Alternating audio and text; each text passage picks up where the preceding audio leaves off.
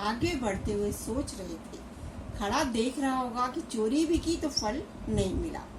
ये तब की बात है जब एक लड़का सेब के बगीचे में फल तोड़ रहा था। प्रोफेसर साहब ने देख लिया और उसे कहा कि तू जो चोरी कर रहा है, तुझे शर्म नहीं आती, और उसे सेब छीनकर झाड़ियों में घेर दिए। उस बात का जिक्र करते हुए प्रोफेसर साहब सोच रहे हैं कि उस बच्चे ने चोरी की और उसे फल नहीं मिला। बहुत अच्छा हुआ, सींगों का सड़ जाना अच्छा, चोर को मिलना अच्छा नहीं। सड़े चोर को क्या हक है। फिर वो सोचने लगे चाहे फल सड़ जाए लेकिन चोरी नहीं करनी चाहिए। साहब एक गांव के पास आकर रुके। अंदाज से उन्होंने जाना कि ये मनाली गांव होगा और उन्हें याद आया कि यहाँ पर एक दर्शनीय प्राचीन मंदिर है। दर्शनीय मतलब देखने योग्य। उन्हें लगा, उन्हें किसी ने कहा था कि वहाँ पे एक बहुत सुंदर मंदिर है, प्राचीन मंदिर है, तो इसीलिए उन्होंने ये मनाली गांव है, यहीं पर मंदिर होगा। गांव के लोगों से पता पूछते हुए वे मनु के मंदिर पर पहुंच ही गए। कौन सा मंदिर था? मनु का मंदिर। मंदिर छोटा था, सुंदर भी नहीं था, लेकिन संसार भर में मनु का एकमात्र मंदिर होने के नाते वह अपना महत्व रखता था। कि संसार में बाकी सभी देवी देवताओं के मंदिर होते हैं, लेकिन मनु जो है उसका सिर्फ यही एकमात्र मंदिर था, इसलिए इस मंदिर का बहुत महत्व था। प्रोफेसर साहब कितनी ही देर तक एक टक मतलब लगातार उसकी ओर देखते रहे, यहाँ तक कि देहरी पर बैठे हुए बूढ़े पुजारी का ध्यान भी उनकी ओर आकृष्ट हो गया। आकृष्ट मतलब आकर्षित होना या उन्हें देखना प्रारंभ करना।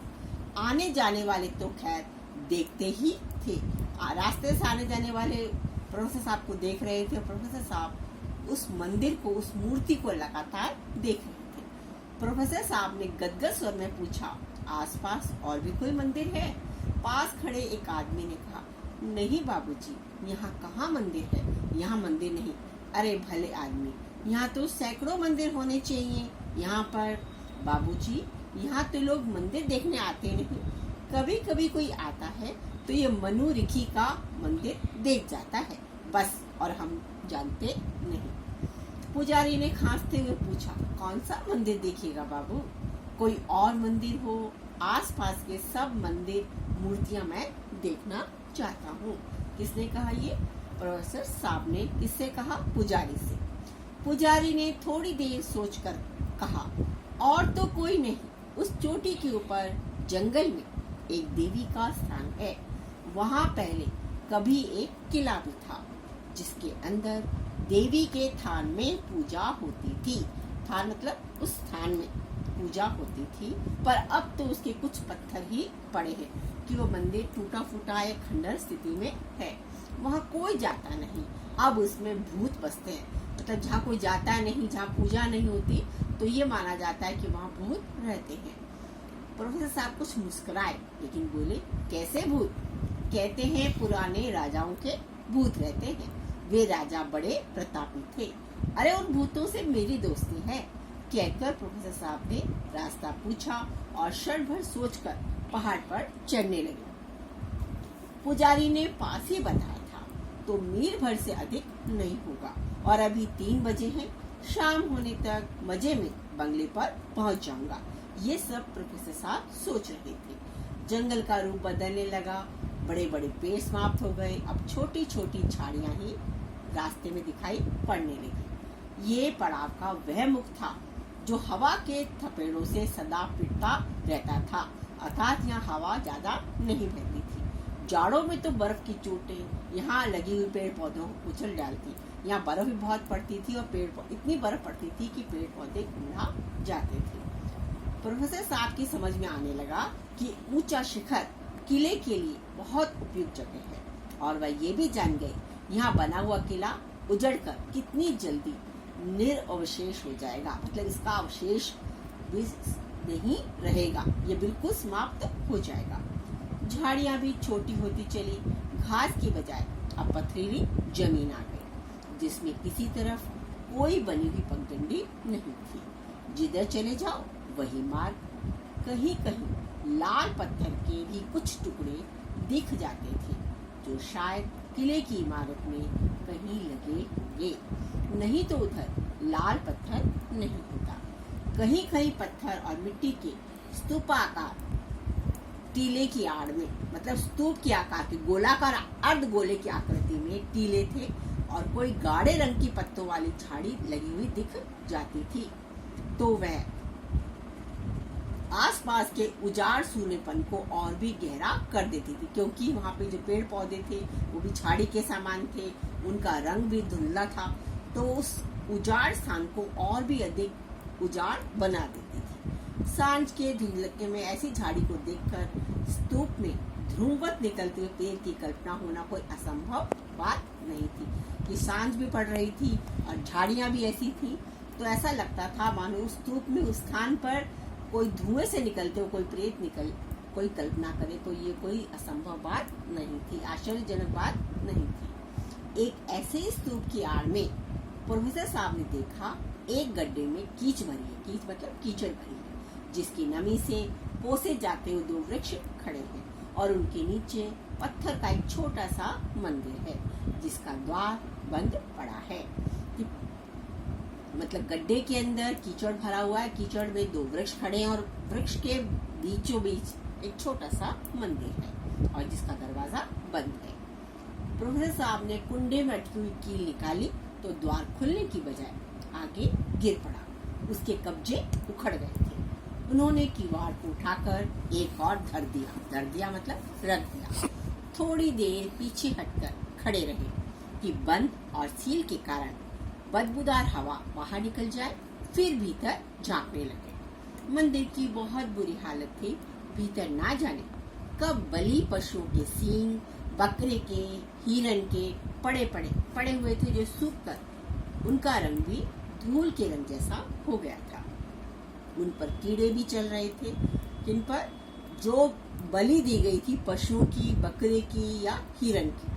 फर्श के पत्थरों के जोड़ों में काई उगाई थी, काई कहते हैं जो नमी के अंदर हरी हरी चीज उगाती है उसे हम काई कहते हैं। उन सींगों के ढेर से परे देवी के काले पत्थर की मूर्ति एक और लुढ़क गई थी। पास में पड़ी गणेश की पीतल की मूर्ति जंग से विकृत हो रही थी। उसमें पीतल की मूर्ति को भी जंग लग चुका था तो उसकी आकृति अलग ही दिखाई दे रही थी।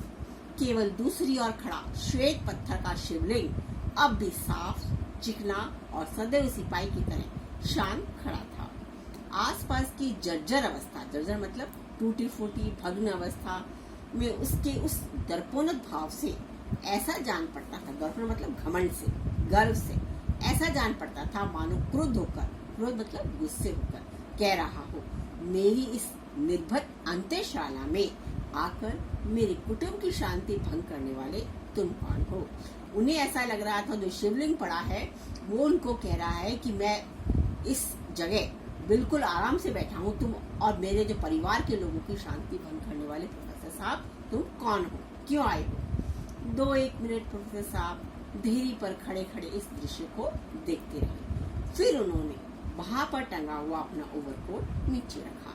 एक बार चारों ओर देखकर निर्जन पाकर, मतलब आसपास कोई व्यक्ति ना हो, कोई जन ना हो, पाकर भी जूते खोल देना ही उचित समझा और भीतर जाकर देवी की मूर्ति उठाकर देखने लगे। मूर्ति अत्यंत सुंदर थी, 500 वर्ष से कम पुरानी नहीं थी। इस लंबी अवधि का उस पर जरा भी प्रभाव नहीं पड़ा था, या पड़ा था तो पत्थर को और चिकना करके मूर्ति को और ही सुंदर बना गया था। मूर्ति कहीं बिकती तो 3-4 हजार से कम की ना होती। किसी अच्छे पारखी के पास हो तो 10,000 भी कुछ अधिक मूल्य ना होता, और ये यहाँ उपेक्षित हालत में पड़ी है, मतलब कोई पूजा अर्चना करने वाला नहीं है या कोई देखभाल करने वाला नहीं है। ना जाने कब से कोई इस मंदिर तक आया भी नहीं है। प्रोफेसर साहब ने मूर्ति ठीक स्थान पर सीधी करके रख दी और फिर देहरी पर आकर उसका सौंदर्य देखने लगे। 500 वर्ष ये पड़ी रही होगी, ना जाने कितनी पूजा इसने पाई होगी, कितनी बलियों के ताजे गरम पूत तख्त से स्नान करके अपना देवी सौंदर्य निखारा होगा, और अब कितने वर्षों से इन रेंगते हुए कीड़ों की लंबी लंबी जिज्ञासु मूंछों की गलानी जनक गुदगुदाहट सह रही होगी। उफ, देवत्व की कितनी उपेक्षा, मानव नश्वर है, मर जाए और उसकी अस्थियों पर कीड़े रहेंगे, ये समझ में आता है। लेकिन देवता पत्थर जड़ है, उसका महत्व कुछ नहीं, लेकिन मूर्ति तो देवता की है, देवत्व की चिरंतनता की निशानी तो है। अब उन्हें लग रहा था कि मनुष्य जो है पहले इस देवी की कितनी बलियां देता होगा, इंसानों की चाहे पशुओं की, है ना, और उसके सौंदर्य को निखारते होंगे। लेकिन अब कितने सालों से यहाँ पर क्या नजर आ रहे हैं, रेंगते कीड़े नजर आ रहे हैं। फिर वो सोचते हैं कि मानव शरीर तो नश्वर है, कि जो मनुष्य ने जन्म लिया वो मरेगा ही और उसकी अस्थियों पर कीड़े रहेंगे, ये बात तो समझ में आती है। लेकिन देवता तो मूर्ति किसकी है, देवता की, और देवता तो हमेशा स्थायी रहते हैं। ये भावना उनके मन में आ रही थी। एक भावना है, पर भावना आदरणीय है। क्या ये मूर्ति यहीं पड़े रहने की काबिल है, इन कीड़ों के लिए जिनके पास श्रद्धा को दिल नहीं, पूजने को हाथ नहीं, देखने को आंखें नहीं, छूने को त्वचा नहीं, टटोलने को ये हिलती गंदी मुछी, ये मूर्ति कहीं ठिकाने से होती। अब उन्हें लग रहा था कि ये मूर्ति इन कीड़ों के पास रहने योग्य नहीं है, क्योंकि कीड़े देवता की पूजा नहीं कर सकते, ना उन्हें छू सकते हैं, ना उनकी पूजा कर सकते हैं, और क्या टटोलने के लिए उनके पास सिर्फ क्या रह गई, गंदी मूछी। ना जाने क्यों प्रोफेसर साहब ने एकाएक मंदिर द्वार से हटकर चारों ओर घूम कर देखा, फिर देखा ना जाने क्यों आसपास निर्जन पाकर तसल्ली की सांस ली और फिर वहां आ खड़े हुए। मूर्ति गणेश की भी बुरी नहीं, लेकिन उतनी नहीं, ना इतनी सुंदर शैली पर निर्मित है। पीतल की मूर्ति में कभी भी बात आ ही नहीं सकती जो पत्थर में होती। देवी की मूर्ति को देखते देखते प्रोफेसर साहब के हृदय की स्पंदन गति तीव्र होने लगी, कि उनका हृदय तेजी से धड़कने लगा। इतनी सुंदर जो थी वह फिर आगे बढ़कर उसे उठाने को हुई, लेकिन फिर उन्होंने बाहर झांक कर देखा, पर वहाँ कोई नहीं था, कोई आता ही नहीं। उस बेचारे उजड़े हुए मंदिर के पास किसे परवाह थी, निर्जन को अपनी दीप्ति से जगमग करती उस देवी की किसी को ही परवाह नहीं थी कि देवी की मूर्ति की उपासना करें या उस पर दीपक जलाए। देवी के प्रति दया और सहानुभूति से गदगद होकर प्रोफेसर साहब फिर भीतर आए, लपक कर मूर्ति को उठाया और अपने धड़कते हुए हृदय को शांत करने की कोशिश करते हुए एकटक उसे देखने लगे। एकटक मतलब लगातार उस मूर्ति को देख रहे थे। दिल इतना धड़क क्यों रहा है? प्रोफेसर साहब को ऐसा लगा जैसे वे डर रहे हैं। फिर उन्हें इस विचार पर हंसी भी आ गई। डर किससे रहा हूँ मैं? प्रेतों से। मैं भी क्या यहाँ के लोगों की तरह अंधविश्वासी जो प्रेतों को मानूंगा? कविता के लिहाज से भले ही मुझे सोचना अच्छा लगे कि यहाँ प्रेत बसते हैं, रात में जब अंधेरा हो जाता है तब इस मंदिर में देवी के आसपास नाचते हुए देवी है, शिव है, तो उनके गण भी होने ही चाहिए। रात को मूर्तियों को घेर घेर कर नाचते होंगे और इन ना जाने कब के बलि पशुओं के भस्मीभूत सिंगों से प्रेतोचित प्रसाद पाते होंगे। उनको प्रसाद किसका मिलता होगा? इन पशुओं की भस्मी या राख से उन प्रेतों को प्रसाद मिलता होगा। और दिन में मंदिर की कंदराओं में, दरारों में छिपकर अपनी उपास्य मूर्ति की रक्षा करते होंगे। उपास्य मतलब पूजने योग्य मूर्तियों की। देखते होंगे कौन आता है और क्या करता है। कौन कह रहा है ये? प्रोफेसर साहब कह रहे हैं। किन के लिए कह रहे हैं? प्रेतों के लिए कह रहे हैं। फिर उन्होंने मूर्ति को रख दिया और रख कर देखा। उन्हें एकाएक लगा जैसे उस अखंड नीरवता में कभी जो निर्जन है या कभी आवाज ना आने वाली निर्जन स्थान में कोई छाया सी आकर उनके पीछे भागकर कहीं छिप गई है। प्रेत वे फिर उठती सी हंसी हंसकर बाहर निकल गए। कई बार अपन जब घने अंधकार में होते हैं, जब बिल्कुल सुनसान जगह पे होते हैं, तो अपन को लगता है जैसे कोई पर्वत या कोई पेड़ भी हिल रहा होता है, हमें कोई पीछे है। इस तरह से प्रोफेसर साहब को भी ऐसा लगा जैसे उनके पीछे कोई छाया आकर रुक गई है। इस घोर निर्जन मतलब जहाँ पे बिल्कुल भी आवाज नहीं आ रही, कोई आता जाता नहीं, ने मेरे शहर के शोर से उलझे स्नायुओं को, स्नायु मतलब तंत्र को, और अधिक उलझा दिया है। इसी नतीजे पहुंचे और फिर मंदिर की ओर देखने लगे। दिन ढल रहा था। मंदिर की लंबी पड़ती हुई छाया को देखकर प्रोफेसर साहब को ऐसा लगा मानो वह दूर हटती हटती भी मंदिर से अलग होना नहीं चाहती, उससे चिपटी हुई है, मानो उसकी रक्षा करना चाहती है, मानो ये मंदिर है और उसकी मूर्तियां उस छाया की गोद के शिशु।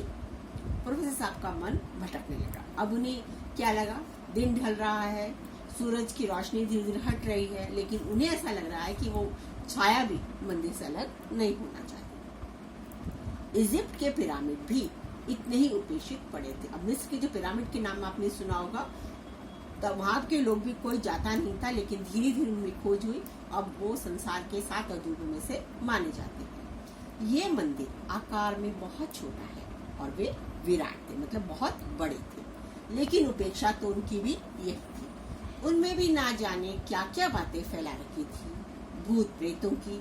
अंत में यूरोप के पुरातत्वविद साहस करके वहां गए, उन्होंने उसमें प्रवेश किया और अब संसार के बड़े संग्रहालयों में वे खजाने पड़े हैं और महत्व के अनुरूप सम्मान भी पाते हैं।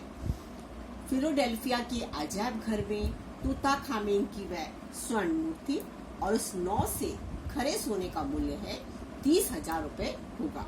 फिर प्राचीनता का मूल्य अलग और उसमें जड़े हुए हीरे जवाहरात का अलग, कुल मिलाकर लाखों रुपए की चीज वह है। इसके बारे में कह रहे हैं ये कि तूताखामेन की जो सोने की मूर्ति थी उसका मूल्य आज के जमाने में लाखों रुपए का होगा। वे फिर भीतर गए, मूर्ति उठाई और रखकर बाहर आ गए। फिर उन्होंने सब और देखा, कोई नहीं था। सूर्य भी एक छोटे से बादल के पीछे छिप गया था। एकाएक उनकी घबराहट का कारण स्पष्ट हो गया। कुछ ठंडी सी जानकर उन्होंने जल्दी से ओवरकोट पहना और फिर भीतर चले गए।